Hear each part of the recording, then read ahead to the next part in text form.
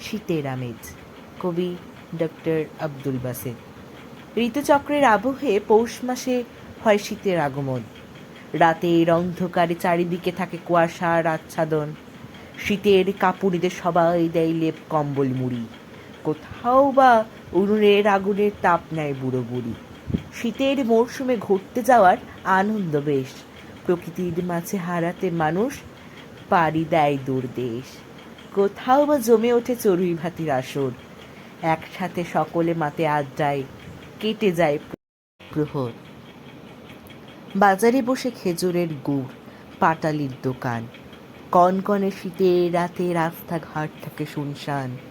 কোথাও দেখা যায় পরিযায়ী পাখিদের আনাগোনা।